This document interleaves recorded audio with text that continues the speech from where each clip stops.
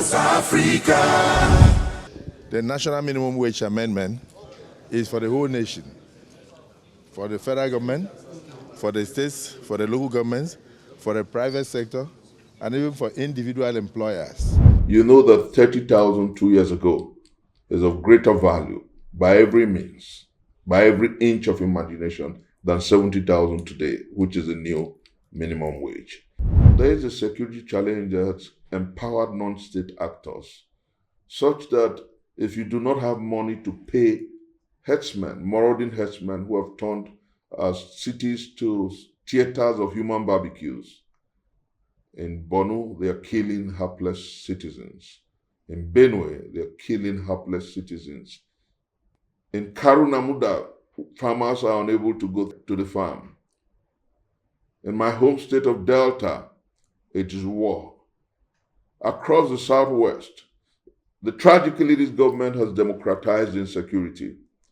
And so what we need to do as a people is ask government to be responsible to what it says on paper. West Africa. I'm Professor Mustapha Nwaokobia Jr., the convener of Country First Movement, a concerned Nigerian like you are. And this is the State of the Nation on One Voice Africa TV. It is very important that we look at our country holistically and with all commitment, passion, emotions, and desire to have a country that works for all. It is that commitment, it is that unalterable desire for a nation that works for all that has compelled this address. After 2 years of democracy under the watch of President Bola Ahmed Tinubu, fundamentally, there should be a voice asking, how have we fared? Have we done very well? Have we done poorly? Can things be done better? And the questions must be answered proactively, dispassionately, and patriotically. I've said time and again that the road to the nation that works for all is paved by constructive criticism. That the road to a nation that caters to the needs of its people must be paved by patriotism and proactive action.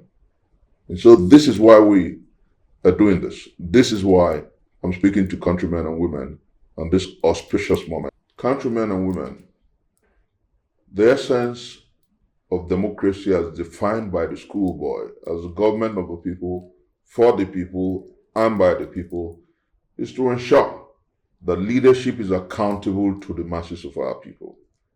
To ensure that leadership is not beneficial only to the political operator and the apparatchik, but beneficial to the masses of our people, indiscriminate of political divide or social stratification. Sadly, the tendency of our political operators is just about me, myself, and I. And we are saying that the time has come for government and those who lead to be responsible to the people. After 2 years of the Bola Ahmed Tinubu presidency, there are fundamental challenges, and strongly our people are concerned as to why it was easier 2 years ago to afford food, why it was easier to get by 2 years ago, why inflation appears to have made a mess of the so-called minimum wage increase. You can, frankly, if you want to be true to our country and to everybody who lives in this country, you know that 30,000 2 years ago is of greater value by every means, by every inch of imagination, than 70,000 today, which is the new minimum wage. And so when you understand the reality, when with a wave of the hand on the 29th of May, 2023, Mr. President said that subsidy was gone, when through executive action or proclamation, he said that they were floating the naira without looking strongly at how this will impact the masses of our people.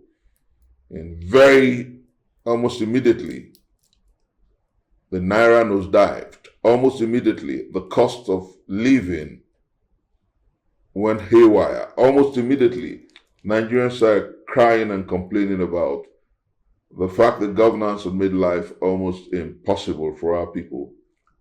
But you know what? Rather than address these fundamental issues with a patriotic fervor, rather than address these fundamental issues with empathy, sympathy, and love, what we have had over the past 2 years is more of propaganda than proactive action. What we have had over the past 2 years is more of sycophancy and court jesting than proactive attention to the fundamental issues of state. And that bothers the carapace of my mind. That worries you. And like the street boy would say, we are all in this Titanic together. You don't go to the market as an APC person to buy rice on a discounted rate. You don't go to the market because you're PDP to buy at an astronomical rate. We're all in this Titanic. The cost of living has gone haywire. Nigerians are hungrier today than they were 2 years ago. And largely, I think that now is the time for our dear president to have around him those who will tell them the truth. You know, Niccolo Machiavelli said a long time ago that the tragedy of kings is when they ensconce themselves, surround themselves with court jesters and those who will never tell them the truth, perhaps because they want crumbs from the master's table. I think that the time has come for us to be patriotic, well-meaning, and care about Ekaite in the streets of Calabar. The time has come for us to look at Musa with empathy, Musa in the streets of Karu Namuda. This is the time to look at Funke and say to her, what bothers you bothers me. Because my mentor, Martin Luther King Jr., would say a long time ago that we're all caught together in a single web of oneness, caught together in an inescapable network of togetherness. What affects one directly affects the other indirectly. And so, if you ask yourself, has this government fared so well in the area of economy after 2 years? And the answer is a capital letter no. And I'm not politicking here, I'm saying the truth.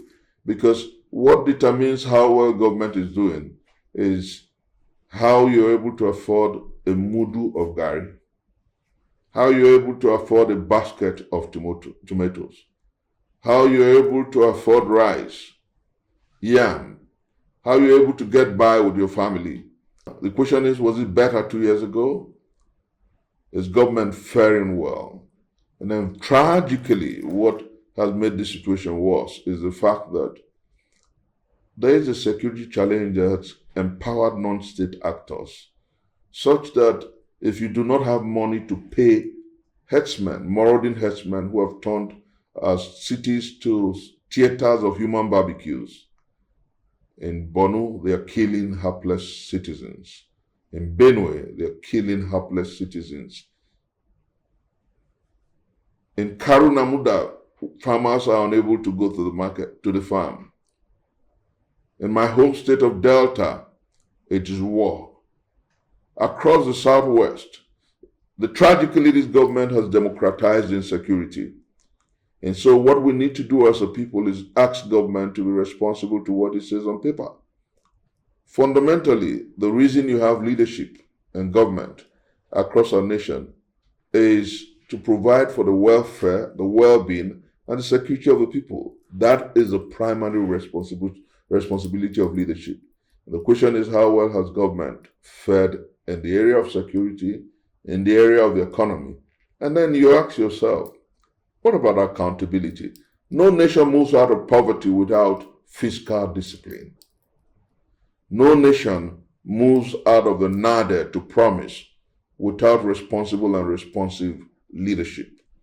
No nation swims in corruption and grows its space. Every nation that truly wants progress must be up and doing against corruption. Sadly and very unfortunately, this government has shown its predilection for Olympic corruption. A few years ago, it was corruption under Goodluck Ebele Jonathan. So many of us fought him. We made governance uncomfortable for him because we said that his government was corrupt and he needed to fix it. A few years after, For 8 years, President Muhammad Buhari turned Nigeria to an establishment, a state that was synonymous with corruption.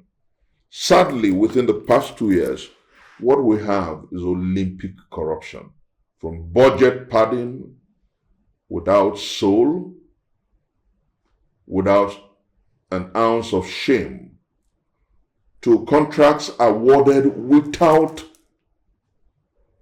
proper fiscal interrogation and discipline. And I'll give you a practical instance. The 2024 budget was badly padded, but what do we have in 2025? Budget padding to the tune of almost about 7 trillion naira. And in that so-called budget, badly and soullessly padded, you wonder whether we're going to build street lights from Mars or street lights across our country. One single street light is going to cost our country about 200 million naira. You ask yourself, is the street light going to be powered with or by uranium, diamond, gold, or one precious metal? Is it not in Africa where you have solar power to power enough street lights? And so why will it cost the Nigerian state up to about 200 million naira for one street light? And then you move over to the next surprising and almost impish and impious padding of the budget. One borehole to cost about 240 million naira. You ask yourself, where are they going to get the water from? Jupiter or Saturn? Where are they going to get it from? And when you look at these issues, you wonder why this government is so high on deceit, perfidy, and mendacity. You ask yourself why this government wouldn't tell us the truth. Why this government will consistently lie about issues that are fundamental to the growth of our nation. And then what bothers me beyond measure is the fact that for the first time, not even in Mobutu Sese Seko's Zaire, would government tell you that they are constructing a coastal road, the Lagos-Calabar coastal road, without a known value for the property, for the road. It's benumbing and befuddling that if you were to ask the Minister of Works today, how much will it cost the Nigerian state to construct the 700-kilometer road from Lagos to Calabar, the minister says he doesn't know the exact cost. How do you take your nation on a project that you cannot properly value? Who does that? Where does it happen? So it truly bothers me, countrymen and women, that we have transmuted from a corruption-riddled country to a corruption-ridden nation under Muhammad Buhari. And now what we have is a country that is messed up by and with Olympic corruption. You have projects that you don't have proper value for, projects that are not properly evaluated, projects that do not go through proper bidding, and the National Assembly is quiet, hands are akimbo, and mouths are agape. More like a rubber stamp, not addressing fundamental issues of state and not following through with the provisions of a constitution. This bothers me, countrymen and women. And going forward, what must we do? Because it is very important that when we look at these issues dispassionately, we also challenge leadership to responsible and responsive action. The truth is that we're not critical of government because we hate President Bola Ahmed Tinubu. We're not critical of government because we hate the APC. We're critical of government because we love our country and we want a nation that works for all. And so very importantly, countrymen and women, the time has come for us to remove from agonizing to organizing. We must identify the fundamental issues and look in the face of Mr. President and say to him and his party, enough for propaganda. Nigerians need to know the truth. And say to Mr. President and his party, enough of placing politics above proactive action, enough of placing politics above patriotism. The time has come for us to address the fundamental issues of state and of nation and address how country cares and caters to the masses of our people. Governance and leadership fails if it's unable to address these fundamental issues of state. And I do sincerely believe that if our dear president truly cares about our country, the time to rework, rejig, and re-evaluate the policies of this government is now. The time to fundamentally address issues of state is now.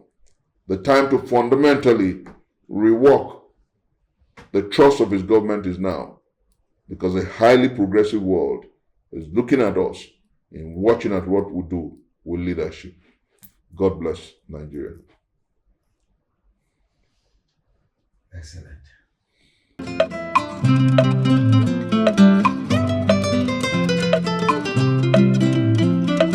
One Voice Africa TV, telling real African stories.